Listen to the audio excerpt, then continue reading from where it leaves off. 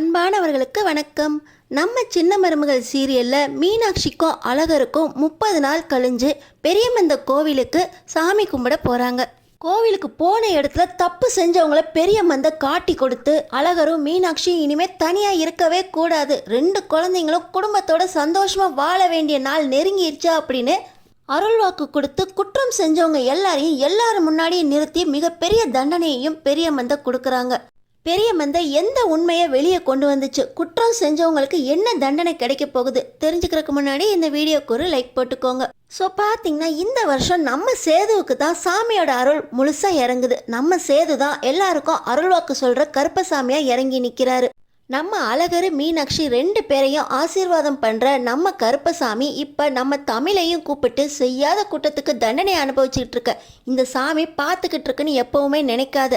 கூடிய சீக்கிரமே அசல் யாரு போலி யாரு அப்படின்னு இந்த கருப்பன் காட்டி கொடுப்பான் அப்படின்னு நம்ம தமிழுக்கு கருப்பசாமி அருள்வாக்கு சொல்ல, இன்னொரு பக்கம் பார்த்தீங்கன்னா இந்த ஐஸுக்கு பக்கு பக்குங்குது. நம்ம பொய் சொன்னதெல்லாம் சாமி காட்டி கொடுத்துருமோ அப்படின்னு இருக்க, இன்னொரு பக்கம் சித்ராவுக்கும் ஈஸ்வரிக்கும் கொஞ்சம் கூட பயமே இல்லாமல் அவங்க பாட்டு தள்ளி நிற்கிறாங்க. நம்ம அப்பத்தா ஒவ்வொருத்தராக வந்து சாமி கிட்ட அருள்வாக்கி வாங்கிக்கோங்க அப்படின்னு அவங்களும் நம்ம கருப்பசாமி கிட்ட அருள்வாக்கு வாங்க வர, நியாயத்து பக்கம்தான் நிற்பேன் அப்படின்னு உன் பிள்ளையவே உதறி தள்ளிட்டு போயிருக்க, உனக்கு எப்போவுமே இந்த கருப்பனோட அருள் முழுசாக இருக்கும் அப்படின்னு திருநூறு பூசுகிறாங்க. ராஜாங்கம், மோகனா, சாவித்ரி, தாமரா அப்படின்னு ஒவ்வொருத்தராக வந்து கருப்பசாமி கிட்ட அருள்வாக்கு வாங்கிக்கிட்டு இருக்க, சித்ராவும் இந்த ஈஸ்வரியும் தள்ளி தள்ளியே நிற்க, ராஜாங்க ஐயா பார்த்தீங்கன்னா என்ன சித்ரா ஈஸ்வரி வந்து சாமி கிட்ட திருநூறு வாங்குங்க அப்படின்னு ஆர்டர் போடுறாரு. ஆனால் இந்த சித்ராவும் ஈஸ்வரியும் இருக்கட்டும் மாமா நாங்கள் அப்புறம் பார்த்துக்குறோம் அப்படின்னு சொல்ல, கூப்பிட்றல்ல வாங்க அப்படின்னு ஆர்டர் போடுறாரு. இப்போ இந்த சித்ராவும் ஈஸ்வரியும் இந்த கருப்பசாமி முன்னாடி வந்து கையை கூப்பி நிற்க, தப்பு செஞ்சவங்க கூனி குறுகி நிற்க வேண்டாமா மண்டி போடுங்க அப்படின்னு சொல்லி சித்ராவையும் ஈஸ்வரியும் கருப்பசாமி மண்டி போட சொல்கிறாங்க. நாங்கள் எந்த தப்பும் பண்ணலை அப்படின்னு இந்த சித்ராவும் ஈஸ்வரியும் அப்படியே நட்டமாக நிற்க, மண்டி போடுங்க இல்லை நடக்கிறதே வேற, இந்த கருப்பம் எல்லாத்தையும் பார்த்துக்கிட்டு இருக்கான்னு நினைக்கிறீங்களா, உங்களுக்கான தண்டனை காலம் வந்துருச்சு, இன்னைக்கு நைட்டே எல்லாத்தையும் தோல் உரிக்க போகிறான் இந்த கருப்பசாமி அப்படின்னு கருப்பசாமி சித்ராவையும் ஈஸ்வரியும் தலையில் கையை வச்சு உங்கள் தண்டனை நெருங்கிருச்சு அப்படின்னு ஒரு ஆட்டு ஆட்டி சித்ராவுக்கும் ஈஸ்வரிக்கும் திருநீரே பூசாமல் மலையேறிடுறாங்க. ஆனால் இந்த சித்ராவும் ஈஸ்வரியும் இவன் என்ன இன்னைக்கு நைட்டே எல்லாத்தையும் தோல் உரிப்பேன்னு சொல்லியிருக்காங்க, ஒருவேளை இங்கே தங்கி நம்ம மாட்டிக்க கூடாது, இன்றைக்கி நம்ம கிளம்பிடணும், நைட்டு தங்கக்கூடாது அப்படின்னு மனசுக்குள்ளே முடிவு பண்ணிக்கிறாங்க. ஆனால் பார்த்திங்கன்னா அந்த கருப்பசாமி கோவிலில் ரொம்ப நேரம் ஆயிடுது, இதுக்கு மேலே நம்ம கிளம்புனோம்னா நடு வழியில் காட்டுக்குள்ளே எங்கேயாவது மாட்டிக்குவோம், இன்றைக்கி நைட்டு தங்கிட்டு நாளைக்கு கிளம்பிக்கலாம் அப்படின்னு ராஜாங்கம் குடும்பத்தில் முடிவு பண்ணுறாங்க. இன்னொரு பக்கம் பார்த்திங்கன்னா நம்ம தமிழ் நாளைக்கு எனக்கு காலேஜுக்கு போகிற வேலை இருக்குது, நம்ம கிளம்புவோம் அம்மாச்சி அப்படின்னு சொல்லிட்டு நம்ம தமிழ் கிளம்ப, இருடி இந்த சித்ராவும் ஈஸ்வரியும் எப்போ பார்த்தாலும் மொல்ல மாதிரித்தனம் பண்ணுறவளுக, அவளுகளை இன்னைக்கு நைட்டு தோல் உரிப்பேன் அப்படின்னு கருப்பசாமியை இறங்கி வந்து சொல்லியிருக்கான். என்னதான் பண்ணாளுக, நம்ம கருப்பசாமி என்ன பண்ணுதுன்னு பார்த்துட்டு தாண்டி போகணும் அப்படின்னு அம்மாச்சி சொல்கிறாங்க. அப்போ நீங்கள் இருந்து பார்த்துட்டு வாங்க நான் கிளம்புறேன் அப்படின்னு சொல்ல, இன்னொரு பக்கம் இந்த ஐஸ்வர்யா எல்லாருக்கும் டமாட்டி கொடுத்துக்கிட்டு அருள்வாக்கு வாங்கவே போகாமல் இருக்காங்க. இந்த சித்ராவும் ஈஸ்வரியும் நம்ம ஐஸ்வர்யாவை கவனிச்சுக்கிட்டு, நீ எங்களை மாட்டிக்கிட்டு நீ எங்கடி போன அப்படின்னு கேட்க, அது வந்து ஆண்டி தமிழ்ச்செல்வி மேலே எந்த தப்புமே இல்லை, கூடிய சீக்கிரமே அசல் எது போலி எது அப்படின்னு காட்டி கொடுப்பேன் அப்படின்னு கருப்பசாமி சொன்னிச்சு, அசல் பொண்டாட்டி தமிழ் நான் தான் போலி பொண்டாட்டியா அப்படின்னு எனக்கு மனசுக்குள்ளே ரொம்ப பயமாக இருக்கா ஆண்டி அப்படின்னு சொல்ல, உன் கழுத்தில் தான் சேது தாலி கட்டியிருக்கானே அப்புறம் எதுக்கடி பயந்து பயந்து எல்லாருக்கும் காட்டி கொடுத்துருவோம் போல அப்படின்னு இந்த 3 மொல்ல மாதிரிங்களும் பேசிக்கிட்டு இருக்காங்க. இன்னொரு பக்கம் ராஜாங்கம் சேதுக்கிட்ட நம்ம சேது சொன்ன அருள்வாக்கு எல்லாத்தையும் சொல்லிக்கிட்டு இருக்கும்போது, தமிழ் மேலே எந்த குத்தமும் இல்லை அப்படின்னு கருப்பசாமியை உன் மூலமாக இறங்கி வந்து அருள்வாக்கு சொன்னிச்சியா, எனக்கு என்னவோ அப்பையிலேருந்தே நெருடலாகவே இருக்குது, நம்ம தமிழ் பொய் சொல்ல மாட்டாயா, அவள் அவ்வளோ சொல்கிறா அப்படின்னா நம்ம பொறுமையாக இருந்து விசாரிச்சிருக்கணும், நீ அப்பா அப்பான்னு பார்த்து எது நியாயம்னு கேட்காம போயிட்டியோன்னு எனக்கு தோணுதுயா அப்படின்னு ராஜாங்கம் சேதுக்கிட்ட சொல்ல, அப்பா நான் எடுத்த முடிவில் தப்பே இல்லை, நீங்கள் வேண்டாம் வேண்டான்னு சொல்ல ஜென்னிக்கும் சக்திக்கும் கல்யாணம் பண்ணி வச்சது தமிழ் தானப்பா, அவள் ஃபோன்லேருந்து தானே அவங்க அப்பாவுக்கு கால் போயிருந்துச்சு, அது மட்டும் இல்லாமல் அவ கல்யாணம் பண்ணி வச்சதுனால தானேப்பா சக்தி செத்து போயிட்டான்னு உங்களை ஜெயிலில் வச்சு அந்த ஜெயிலரை அடித்தான். அதையெல்லாம் இன்னும் என் மனசுலேருந்து போகவே இல்லைப்பா. நீங்கள் ஜெயிலேருந்து பட்ட கஷ்டம் எதையுமே இந்த சேது மறக்க மாட்டான். அந்த தமிழ் தப்பு செஞ்சுட்டேன் மன்னிச்சிருங்கன்னு ஒத்துக்கிட்டு இருந்தா கூட நான் கொஞ்சம் அமைதியாயிருப்பேன். ஆனால் நான் கல்யாணமே பண்ணி வைக்கல அப்படின்னு அவ சாதிச்சாப்பா. இவ சொல்லாமலா அவங்க அப்பா ஜென்னிக்கும் சக்திக்கும் கல்யாணம் பண்ணி வச்சாங்க. இவன் மேலே தப்பு இல்லை அப்படின்னு கருப்பசாமியை இறங்கி வந்து சொன்னாலும் எங்கள் அப்பா ஜெயிலுக்கு காரணமாகி போனவளை இந்த தமிழை இந்த சேது மன்னிக்கவே மாட்டான் அப்படின்னு ராஜாங்கத்துக்கிட்ட சேது ரொம்ப கோவமாக பேசிக்கிட்டு இருக்காங்க. இன்னொரு பக்கம் இந்த ஐஸ்வர்யா போலின்னு சொல்கிறாங்களே, நான் போலி இல்லை ஆண்டி, நான் தான் சேதுவோட உண்மையான மனைவி. இப்போ அந்த தமிழ் சேதுவை வேண்டான்னு போயிட்டாங்கல்ல, நான் தானே சேதுவோட பொண்டாட்டி அப்படின்னா ஏன் அப்படி சொன்னிச்சு கருப்பசாமி அப்படின்னு மறுபடியும் கலங்கி போய் இருக்கிறாங்க ஐஸ்வர்யா. எல்லாருமே நிம்மதியாக தூங்கிக்கிட்டு இருக்க இந்த சித்ரா, ஈஸ்வரி, ஐஸ்வர்யா 3 பேருக்குமே தூக்கமே வரமாட்டேங்குது. ஒவ்வொருத்தரும் இன்னொரு பக்கம் மீனாட்சி, அழகரு அப்படின்னு ஒவ்வொருத்தரையாக கொஞ்சிக்கிட்டே தூங்கி போயிடுறாங்க. இந்த நேரத்தில் தான் இந்த ஐஸ்வர்யா பக்கத்தில் பாம்பு வர, ஆண்டி பாம்பு வருது அப்படின்னு சொல்லி இந்த ஐஸ்வர்யா பயந்து போய் நடுங்க. இந்த ஈஸ்வரி போய் தமிழை எழுப்பு அப்படின்னு சித்ராவை அனுப்ப நம்ம தமிழ் இறங்கி வந்து பாம்பை பார்த்து பயப்படாதீங்க, அதுவும் ஒரு ஜீவன் தான், நம்ம அதுக்கு துன்பம் கொடுக்காத வரைக்கும் அதுவும் நம்மளை எதுவுமே செய்யாது அப்படின்னு சொல்லி நம்ம தமிழ் அந்த பாம்பு பக்கத்தில் போய் மெதுவாக அதை எடுத்து காட்டு பக்கம் விட்டுறாங்க. ஆனால் பாம்பு வத பதட்டத்தில் வேகமாக ஓடி வந்த இந்த ஐஸ்வர்யா கழுத்தில் இருந்த தாலி கீழே அறுந்து விழுந்துருது.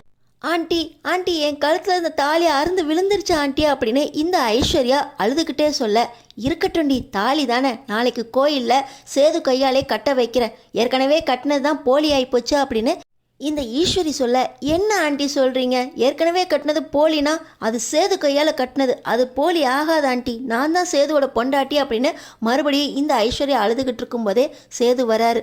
என்ன ஐஸு, பாம்பை பார்த்து பயப்படுவான்னு பார்த்தா இப்போ தான் பாம்பு போயிடுச்சே, எதுக்கு அழுதுகிட்டு இருக்க, இன்னமும் உன் சத்தத்தை கேட்டு அழகரும் மீனாட்சியும் பாரு பயந்து போயிருக்காங்க அப்படின்னு சேது சொல்கிறாரு.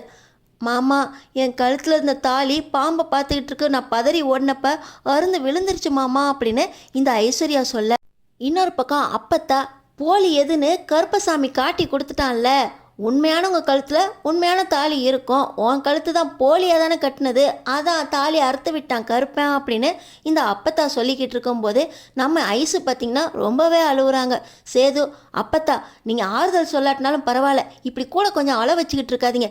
இந்த நேரத்தில் இவ அழுகிற சத்தம் கேட்டு மீனாட்சியும் அழகரும் வேற இன்னும் தூங்காமல் முழிச்சுக்கிட்டு அரண்டு போய் இருக்காங்க. போய் தூங்குங்க அப்படின்னு சொல்லி சேது ஒவ்வொருத்தரையாக அமுச்சு விட, அடுத்த நாள் காலையில் ஈஸ்வரி நம்ம சேதுக்கிட்ட, நீ இன்னைக்கு சாமி முன்னாடி ஐஸு கழுத்தில் தாலியை கட்டியிருப்பா, அவன் நைட்டெல்லாம் தூங்கவே இல்லை அப்படின்னு சொல்லி ஈஸ்வரி சொல்கிறாங்க. நம்ம சேதுவுக்கு மறுபடியும் ஐஸு கழுத்தில் தாலியை கட்டுறதுக்கு மனசே வரல. சின்னம்மா, இந்த தாலி தானே, இதை இன்னொரு நல்ல நாள் பார்த்து கல்யாணம் பண்ணிக்கலாம், அது வரைக்கும் ஐஸுவை பொறுமையாக இருக்க சொல்லுங்க அப்படின்னு சேது சொல்லிடுறாரு. ஆனால் ஐஸு, மாமா, கல்யாணமான பொண்ணு கழுத்தில் தாலி இல்லாமல் இருக்கக்கூடாது, நீங்கள் கட்டுங்க மாமா, நம்ம சாமி முன்னாடியே காலி கட்டுங்க மாமா அப்படின்னு மறுபடியும் ஐஸு சொல்லிக்கிட்டு இருக்க. இன்னொரு பக்கம் சித்ரா ஈஸ்வரி கிட்ட, அம்மா, அன்னைக்கே சேது தாலி கட்டாமல் தான் இருந்தான், நான் தான் அந்த 3 முடிச்சையும் போட்டு சேது அவளோட புருஷன் நம்ப வச்சேன். இன்னைக்கு சாமியே பாம்பு ரூபத்தில் வந்து ஐஸ்வர்யா கழுத்தில் இருக்க தாலியை அறுத்துருச்சுன்னு நினைக்கிறேம்மா, அதனால தான் இப்பயும் சேது கட்ட மாட்டேன்னு சொல்கிறான். அன்னைக்கு மாதிரியே ஐஸு பிடிவாதமாக நீங்கள் தான் என் புருஷன் தாலியை கட்டுங்க அப்படின்னு கேட்டுக்கிட்டு இருக்கான். அன்னைக்காவது மேடையில் உட்கார வச்சிட்டாங்க, இன்னைக்கு மேடையிலையும் உட்கார வைக்க முடியாது, தாலியை நானும் கட்ட முடியாது, இதுக்கு மேலே ஐஸு கழுத்தில் தாலி இல்லாமல் தான் இருக்க போகிறாளா அப்படின்னு கிண்டல் அடிச்சுக்கிட்டு இருக்காங்க. ஆனால் இன்னொரு பக்கம் ஈஸ்வரி, நீ சும்மா இருடி, ஐஸை சேது கல்யாணம் பண்ணாதான் அந்த ராஜாங்கத்தோட சொத்து எல்லாமே நமக்கு கிடைக்கும், அந்த ராஜாங்கத்தோட மரியாதையும் நமக்கு வரும், அது இல்லாமல் இவன் அவள் பொண்டாட்டி இல்லை, நான் அவள் புருஷன் இல்லை அப்படின்னு தள்ளி இருந்தாங்கன்னா நம்ம திட்டம் எல்லாம் வீணாக போயிடும். மறுபடியும் அந்த தமிழ் ஏதாவது ஒரு காரணத்தை சொல்லி வீட்லேயே போய் தங்கியிருக்காங்களே அப்பத்தா வீட்டுக்கு கூட்டிகிட்டு வந்துடுவாங்க. அப்புறம் பெரிய வீட்டில் அந்த சின்ன மருமக ராஜ்யம்தான் நடக்கும், நம்மளோட வாக்கு செல்லா காசாக போயிடும். இதெல்லாம் நடக்க விட மாட்டேன். இன்னைக்கு சேது கண்டிப்பாக இந்த ஐஸு கழுத்தில் அவன் கையாலே தாலியை கட்டி 3 முடிச்சும் போட வைப்பா இந்த ஈஸ்வரி அப்படின்னு இந்த ஈஸ்வரி பார்த்திங்கன்னா மறுபடியும் சேதுக்கிட்ட போய், ஐஸு தான் மனசு ரொம்ப சங்கடப்படுதில்ல சேது. அவள் கழுத்தில் தாலியை கட்டு, ஏற்கனவே கட்டின தாலி தானே, மறுபடியும் கட்டுறதுக்கு உனக்கு என்ன அப்படின்னு மறுபடியும் ஈஸ்வரி நம்ம சேதுக்கிட்ட கேட்க, ராஜாங்கமும் மோகனாவும் சரிப்பா நம்ம ஒரு நைட்டு சாமி சொன்னபடியே தங்கியாச்சு, ஆனால் தாலி கட்ட சொல்லி ஐஸு சொல்லிக்கிட்டு இருக்கிறதுனால நல்ல நேரம் பார்த்து தாலியை கட்டிட்டு அதுக்கப்புறமா பொங்கல் வச்சு படையல் போட்டுட்டு அப்புறமா கிளம்புவோம் அப்படின்னு ராஜாங்கமும் சொல்கிறாரு. நீங்கள் சொன்னால் சரிதான்ப்பா அப்படின்னு சொல்லி சேதுவும் இந்த ஐஸை சாமி முன்னாடி நிற்க வச்சு தாலி கட்ட போகிறாரு. மறுபடியும் பார்த்திங்கன்னா நம்ம சேது மேலே சாமி இறங்கி, இந்த கழுத்தில் தாலி இவன் கையால் கட்டவே கூடாது, இவளுக்கு தாலி பாக்கியமே கிடையாது, இவ செஞ்ச பாவம் இவ பின்னாடி துரத்துது, இந்த ஜென்மத்தில் இவளுக்கு தாலி பாக்கியமே இந்த கருப்பன் கொடுக்க மாட்டான் அப்படின்னு சொல்லி மறுபடியும் அருள்வாக்கு சொல்ல, ஐஸ்வர்யா பார்த்திங்கன்னா ஏற்கனவே கழுத்தில் கட்டின தாலியையும் அறுக்க வச்சிட்டிங்க, இப்போ மறுபடியும் என் புருஷன் கையால் தாலியை கட்டுறதுக்கு ஏன் இப்படி தடை போடுறீங்க அப்படின்னு அழுக. என்னது, ஏற்கனவே கட்டின தாலியா, உனக்கு இன்னும் கல்யாணமே நடக்கலை அப்படின்னு சொல்லி சாமி சொல்ல, எனக்கு கல்யாணமாகி 1 மாதம் ஆயிடுச்சு, இந்த ரெட்டை பிள்ளைங்களும் பிறந்தா அதே நாளில் தான் எனக்கும் சேது மாமாக்கும் கல்யாணம் நடந்துச்சு, அவங்களுக்கு 30 நாள் ஆயிடுச்சுன்னு அவங்கள ஆசீர்வாதம் பண்ணிங்களே, எனக்கும் 30 நாள் ஆயிடுச்சு, என்னையும் ஆசீர்வாதம் பண்ணி என்னோட மாமா கையாலே என் கழுத்தில் தாலி ஏறுறதுக்கு அனுமதி கொடுங்க அப்படின்னு இந்த ஐஸ்வர்யா அழுகுறாங்க. நீ செஞ்ச பாவம் உன்னை துரத்த ஆரம்பிச்சிருச்சு, உன் கழுத்தில் இனி தாலி ஏறாது அப்படின்னு கருப்பசாமி சொல்கிறாங்க. என்ன சாமி சொல்கிறீங்க, உன்னை நம்பி வந்தவங்களுக்கு அருள்வாக்கு கொடுத்து நல்லபடியாக ஆசீர்வாதம் பண்ண வேண்டிய சாமியே இந்த அளவுக்கு பழிக்கலாமா அப்படின்னு கேட்க, உன்னை நம்பி வந்தவங்கள வீட்டுக்குள்ளே நீ பார்த்துக்கிட்டியா, எல்லாருக்கும் துரோகம் தானே பண்ணின, உனக்கு மட்டும் நல்லது நடக்கும்னு நீ எப்படி நம்பலாம் அப்படின்னு கருப்பசாமி கேட்க, நான் எந்த துரோகமும் பண்ணலை, என் கழுத்தில் எப்போ தாலி ஏறிச்சோ அதுக்கப்புறம் இனிமேல் எல்லாமே நல்லது தான் நடக்கணும்னு நான் எந்த தப்பும் பண்ணாமல் வாழ்ந்துக்கிட்டு இருக்கேன் அப்படின்னு ஐஸ்வர்யா சொல்கிறாங்க. கழுத்தில் தாலி ஏறினதுக்கப்புறம் தானே வாழ்ந்துக்கிட்டு இருக்க, அதுக்கு முன்னாடி என்ன பண்ண, உன் கழுத்தில் தாலி ஏறவே ஏறாது, அது பொய்த்தாலி அப்படின்னு மறுபடியும் கருப்பசாமி சொல்ல, என் கழுத்தில் இருந்தது பொய்த்தாலி கிடையாது, என் மாமா கையால் நான் வாங்கின தாலி அப்படின்னு மறுபடியும் பார்த்திங்கன்னா இந்த ஐஸு சொல்ல, உனக்கு இந்த ஜென்மத்தில் தாலி பாக்கியமே கிடையாது அப்படின்னு மறுபடியும் கருப்பசாமி அழுத்தி சொல்ல, பார்த்திங்கன்னா ராஜாங்கமும் மோகனாவும் என் புள்ள கையால் தானே இந்த பொண்ணுக்கு தாலியை கட்டி மனைவியாக ஏற்றுக்கிட்டான் அப்படின்னு கேட்குறாங்க. ஆனால் கருப்பசாமி, உன் பிள்ளைக்கு கல்யாணம் ஆயிடுச்சு, அவ கூட தான் அவன் வாழ்ந்தாகணும், அவன் கூட வாழ்க்கை இல்லைன்னா அவனுக்கு அடுத்த வாழ்க்கையே கிடையாது, ஆனால் இந்த பொண்ணுக்கு தாலி பாக்கியமே கிடையாது, இதை இந்த கருப்பை நிரூபித்து காட்டட்டுமா, இவளோட ரத்த சம்பந்தம் எல்லாத்தையுமே இன்னைக்கு ஏன் முன்னாடி பூ மிதிக்க விடு, பூவை மிதித்து யார் யார் என்னை வந்து சேர்றாங்களோ அவங்க மட்டும்தான் நல்லவங்க, மற்றவங்க எல்லாம் பாவம் செஞ்சவங்க, யாரும் கரையே ஏற மாட்டாங்க அப்படின்னு சொல்லி கருப்பசாமி சொல்லி மலை ஏறுறாங்க.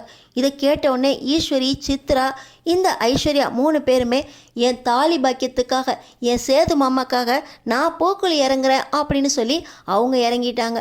இவங்களுக்கு முன்னாடி இந்த ஈஸ்வரியும் சித்ராவும் ஐஸ்வர்யாவோட ரத்த சொந்தம் தானே, இவங்க நாங்கள் எதுக்கு பூக்குழி இறங்கணும், இவ எப்படியே போகிறா, இவ கழுத்தில் தாலி ஏறினா என்ன ஏறாட்டினா என்ன, நாங்களாம் பூக்குழி இறங்க மாட்டோம் அப்படின்னு ஒதுங்கி நிற்கிறாங்க. ஆனால் பார்த்திங்கன்னா ராஜாங்க ஐயா உண்மை வெளியே வரணும், போலியை காட்டி கொடுக்குறேன் அப்படின்னு கருப்பசாமியை இறங்கி வந்து சொல்லியிருக்காரு, நீங்கள் கண்டிப்பாக பூக்குழி இறங்கணும் அப்படின்னு ஆர்டர் போட்டுடுறாரு இந்த ராஜாங்கம். பார்த்திங்கன்னா இந்த ஈஸ்வரியும் சித்ராவும் நாங்கள் காலில் வாழை மட்டையை கட்டிக்கிட்டு பூக்குழி இறங்குறோம் அப்படின்னு அவங்களுக்குள்ளேயே ஒரு பிளானை போட்டுக்கிட்டு, அன்னைக்கு நைட்டு ஐஸ்வர்யா, ஈஸ்வரி, சித்ரா 3 பேருமே மஞ்சள் ஆடை கட்டி கழுத்தில் மாலை போட்டு சந்தன குங்குமம் பூசி பூக்குழி இறங்குறதுக்கு தயாராக வராங்க. இன்னொரு பக்கம் காலில் வாழை மட்டை தெரியாத மாதிரி இந்த ஈஸ்வரியும் சித்ராவும் கட்டிக்கிட்டு பூக்குழி இறங்குறதுக்கு, அம்மா எனக்கு என்னவோ பயமாக இருக்குது, கருப்பசாமி எல்லாத்தையும் காட்டி கொடுத்துருச்சுன்னா நம்ம ஒழுங்காக பூக்குழி இறங்குவோமே அப்படின்னு கேட்குறாங்க. ஆனால் இந்த ஈஸ்வரி, நம்ம பிளானு யாருக்குமே தெரியாத மாதிரி இத்தனை வருஷம் காப்பாற்றியாச்சு, இதுக்கு மேலே என்ன, இன்னொரு 10 நிமிஷம் இந்த பூக்குழியை இங்கிட்டு இறங்கி அப்படி வந்துட்டோம்னா முடிஞ்சு போச்சா அப்படின்னு சொல்லி 2 பேரும் பிளான் பண்ணி பூக்குழியில் இறங்குறாங்க. ஐஸ்வர்யா ஆளாக இறங்கி அவங்களால அந்த பக்கம் வர முடியல, கை கால்லாம் நடுங்க ஆரம்பிச்சிருது. கருப்பசாமி முன்னாடி அவங்க நான் செஞ்ச தப்பை காட்டி கொடுத்துறாத எல்லார் முன்னாடியும் அப்படின்னு அவங்க மனசுக்குள்ளே இப்படி தமிழ் மாதிரி பேசுனது எல்லாமே ஓடிக்கிட்டு இருக்க அவங்களால அங்கேருந்து அடுத்த பக்கம் வர முடியல. இன்னொரு பக்கம் இந்த ஈஸ்வரியும் சித்ராவும் அம்மா ஐஸ்வர்யா என்னம்மா இப்படி தீக்குழியில் பூ மாதிரி நின்றுக்கிட்டு அப்படியே நின்றுக்கிட்டு இருக்கா, இவளுக்கு மட்டும் தீயெல்லாம் மெத்து மெத்துன்னு இருக்கோ அப்படின்னு யோசிச்சுக்கிட்டே சரி வாமா நம்ம இறங்கி அந்த பக்கம் ஓடிடலாம் அப்படின்னு இறங்கி வராங்க. இவங்களுக்கு பார்த்தீங்கன்னா அந்த நேரமாக பார்த்து அந்த வாழை மட்டையே தீ பிடிச்சி எரிஞ்சு அவங்க காலை புண்ணாக்குது. அம்மா அம்மா என்னம்மா நடக்குது, வாழை மட்டை எரிஞ்சு நம்ம காலெல்லாம் சுட ஆரம்பிச்சிருச்சா அப்படின்னு தையத்தக்கான்னு அந்த நெருப்பையை மேலும் மேலும் குதிச்சுக்கிட்டே இருக்க உங்களால் மேலே வர முடியாது அப்படின்னு சேது மேலே மறுபடியும் கருப்பசாமி இறங்கி உண்மையை சொன்னாதான் நீங்கள் மேலே வர முடியும் அப்படின்னு சொல்ல இந்த ஈஸ்வரியும் சித்ராவும் ஐஸ்வர்யா கழுத்தில் இருக்க தாலியை சேது கட்டல, நான் தான் கட்டினேன், அம்மா தான் ஐடியா கொடுத்தாங்க அப்படின்னு இந்த சித்ரா சொல்லிக்கிட்டே இருக்க ஏய் சித்ரா ஒளராதடி என்னடி பேசிக்கிட்டு இருக்க அப்படின்னு சொல்ல இன்னொரு பக்கம் கருப்பசாமி ஏய் அப்படின்னு ஒரு சவுண்டை கொடுக்க பார்த்தீங்கன்னா ஈஸ்வரி பயந்துக்கிட்டே ஆமாம் ஆமாம் சேது ஐஸ்வர்யா கழுத்தில் தாலியை கட்டினாதான் வீட்டில் இருக்க சொத்தெல்லாம் எங்கள் பக்கம் மாறும் அப்படின்னு இந்த தமிழையும் சேதுவையும் பிரித்து வச்சுட்டு அந்த இடத்துல ஐஸ்வர்யாவை சேர்த்து வைக்கிறதுக்காக நான் தான் திட்டம் போட்டு எல்லாமே பண்ணேன், இந்த தமிழ் மேலே எந்த தப்புமே இல்லை அப்படின்னு அவங்களும் ஒத்துக்க இப்போ பார்த்தீங்கன்னா எல்லாருமே ஈஸ்வரி என்ன சொல்லிக்கிட்டு இருக்கா அப்படின்னு கேட்க மாமா காலெல்லாம் சுடுது மாமா, நான் தான் எல்லா தப்பும் பண்ணேன், சேதுவையும் தமிழையும் பிரித்து வைக்கிறதுக்காக அவங்க அப்பாவுக்கு கால் பண்ணி நாங்கள் தான் ஜென்னிக்கும் சக்திக்கும் கல்யாணம் பண்ணி வைக்க சொன்னோம், நீங்கள் ஜெயிலுக்கு போகிறதுக்கும் சக்தியை கொலை பண்ண சொன்னது உங்கள் எதிரியை வச்சு கொலை பண்ண சொன்னது எல்லாமே நான் தான் மாமா, என்னை மன்னிச்சிருங்க மாமா அப்படின்னு ராஜாங்கத்துக்கிட்ட இந்த ஈஸ்வரி புலம்பிக்கிட்டு இருக்க இன்னொரு பக்கம் இந்த ஐஸ்வர்யா நான் தான் தமிழ் குரலில் அவங்க அப்பாவுக்கு ஃபோன் பண்ணி ஜென்னிக்கும் சக்திக்கும் கல்யாணம் பண்ணி வைக்க சொன்னேன், அதுக்காக தான் என் கழுத்தில் தாலி ஏற விடாமல் இந்த கருப்பசாமி தடுத்துருச்சு, சேது மாமா கட்டினதா நினச்ச தாலி சித்ரா தான் கட்டியிருக்கா, என்னை மன்னிச்சிருங்க, நான் எந்த தப்பும் பண்ணல, எனக்கு சேது மாமா வேணும் அப்படின்னு அந்த பூக்குழிலேயே முட்டி போட்டு அழுகுறாங்க இந்த ஐஸ்வர்யா. இன்னொரு பக்கம் ஈஸ்வரி எல்லாத்துக்கும் காரணம் நானும் சித்ராவும் தான் அப்படின்னு சொல்லிக்கிட்டே அவங்களும் பூக்குழிலேருந்து வெளியே இறங்கி வர ஐஸ்வர்யாவை இன்னொரு பக்கம் 2 பேர் சேர்ந்து வெளியே பூக்குழிலேருந்து கொண்டு வராங்க. எல்லா தப்பும் பண்ணவங்கள கருப்பசாமி தண்டிச்சிட்டானா அப்படின்னு ஒரு பக்கம் இந்த அப்பத்தா சொல்லிக்கிட்டு இருக்க இன்னொரு பக்கம் சேது பார் கருப்பசாமி நிரூபிச்சிருச்சு தமிழ் மேலே எந்த தப்பும் இல்லையாம்ப்பா அப்படின்னு சேது கிட்ட சொல்லிக்கிட்டு இருக்க இன்னொரு பக்கம் சேது இவங்க எல்லாரையும் கருப்பசாமி தோல் உரிச்சிட்டு காட்டிட்டானே, நான் இந்த ஐஸ்வர்யா மேலே விருப்பம் இல்லாமல் தான் வாழ்ந்துக்கிட்டு இருந்தேன், எனக்கும் இந்த ஐஸ்வர்யா வேண்டாம், தமிழ் மேலே எந்த தப்பும் இல்லை அப்படின்னாலும் எனக்கு இப்போ அவளை மனசார ஏற்றுக்கிறதுக்கு எண்ணம் இல்லை, என் பிள்ளைங்க கூடயே என் வாழ்க்கை போகட்டும் அப்படின்னு சேது சொல்கிறாரு. என் மேலே எந்த தப்பும் இல்லை அப்படின்னு அன்னைக்கு நான் இத்தனை தடவை சொன்னேன், ஆனால் இந்த கருப்பசாமி எல்லாரும் முன்னாடியும் உங்களை தோல் உரிச்சு காட்டிடுச்சு, ஆனாலும் இந்த சேதுவை நான் ஏற்றுக்க மாட்டேன், என் பிள்ளைங்களையும் சேதுவுக்கு தரமாட்டேன் அப்படின்னு சொல்லி நம்ம தமிழை வீர நட போட்டு நடங்க. இன்னொரு பக்கம் எனக்கு என் பிள்ளைங்க வேணும், அவங்க தான் என் வாழ்க்கை அப்படின்னு இந்த சேது மீனாட்சி அழகரையும் கேட்க அடுத்தடுத்து என்ன நடக்க போகுது தெரிஞ்சுக்கிறதுக்கு முன்னாடி நம்ம சேனலை சப்ஸ்கிரைப் பண்ணி தொடர்ந்து பாருங்கள்.